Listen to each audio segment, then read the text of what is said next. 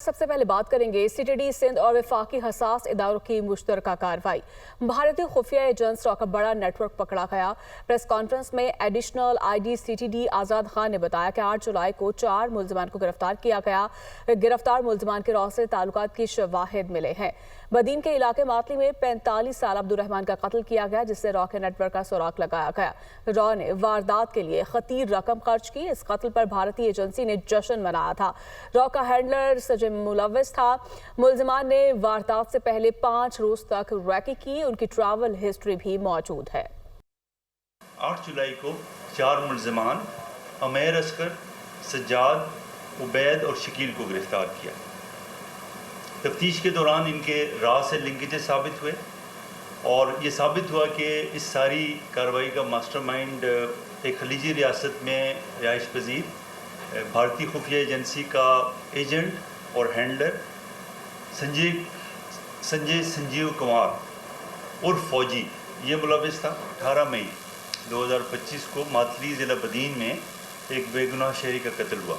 तफ्तीश के दौरान सीटीडी ने यह भी पता चलाया कि रॉ ने इस वारदात के लिए बहुत खतीर रकम खर्च की और बैंकों और मुख्तलिफ ज़राए से उन्होंने ये पैसे भेजे।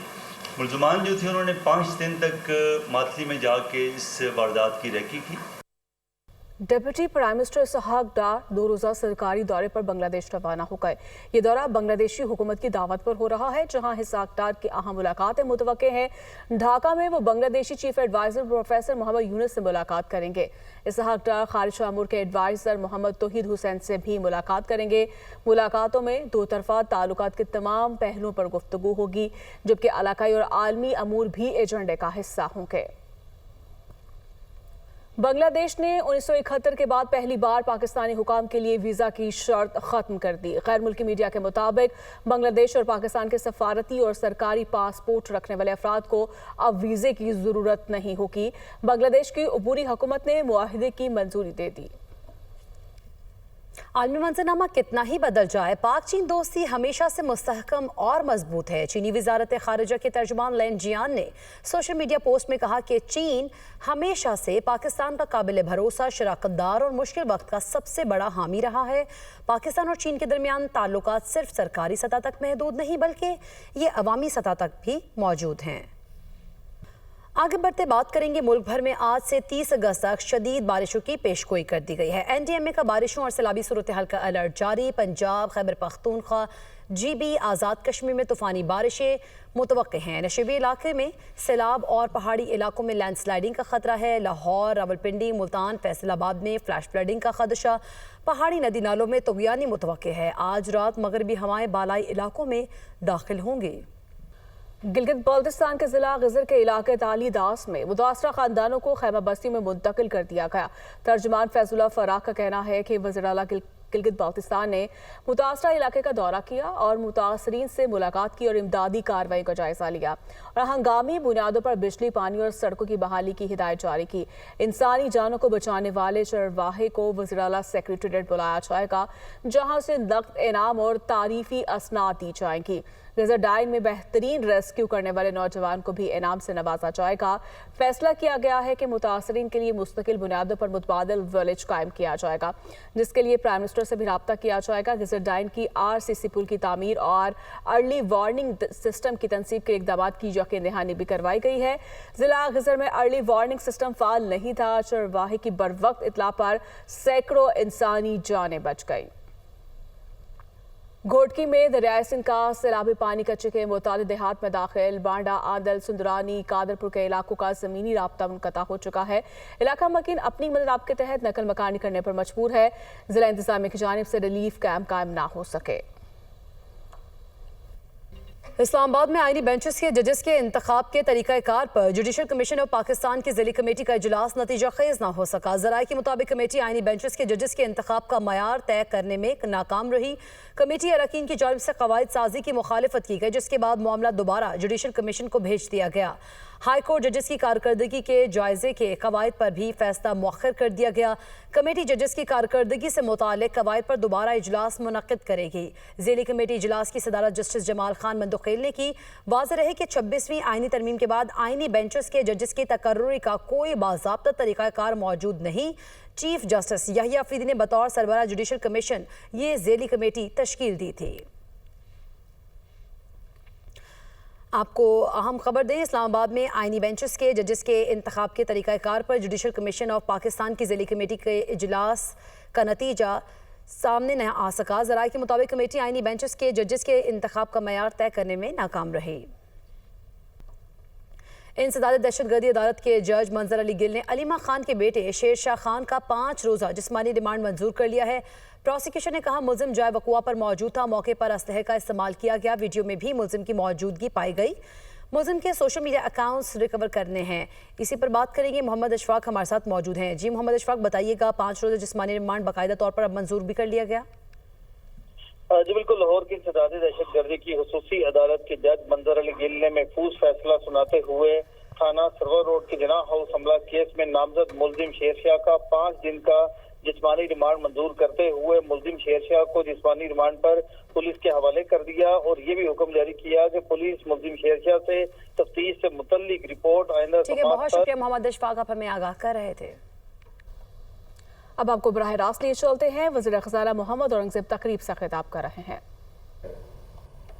And then the volume discussion is up for discussion, whether it's X billion or Y billion, I don't want to go there.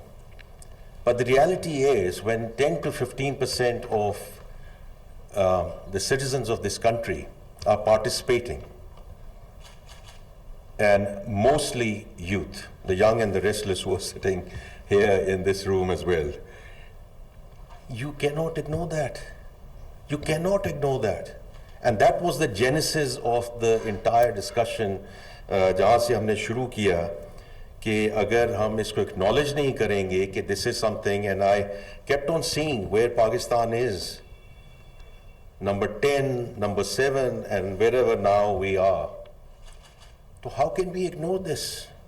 And therefore the leadership that LUMS has taken, and I appreciate there's some sponsor who has come in to set up this center of excellence at LUMS, which I think is fantastic and wonderful because it's all about education and seminars like these, because that's how we're going to scale it up. Now, from my perspective as the Minister of Finance and Revenue, there was another angle, and that was the regulatory angle, because it's very clear that if a certain level of activity is happening and happening at this scale, it's only a question of when, not if, that we are going to get into trouble as a country, as a sovereign again. In terms of KYC, AML, sanctions, transaction monitoring. बड़ी मुश्किल से 5-6 साल लगाकर हम grey list से निकले हैं. And this cannot be a cause to go back onto that situation. So इसमें there's an offensive element, there's an economic element, and there's a defensive element from a regulatory angle. So अगर मैं पहले बात करूं कि why I think this is an opportune moment for Pakistan to take this forward with your help. First are the economic drivers. I'm sure ये आपने सारी बातें यहाँ की होंगी, और you will do it during the rest of the afternoon as well. So from my perspective, 2-3 उसकी thematic aspects हैं. एक उसका aspect जो है वो financial inclusion का है. दूसरा उसका aspect है transparency का, speed का. Because we talk about technology, and technology is, I mean, all of you know this better than I am as a layman. All I know is when you talk to your customers, you talk to your clients, you talk to the citizens of this country, what is technology? When we talk about automation, what we talk about digital journeys, what is that? is all about being faster, cheaper, better. तो हम अपने नजरिए से तो देखते हैं, लेकिन ये जो गोल्फ की terminology, it's not how you drive, how you arrive, because that's what everyone wants, faster, cheaper, better.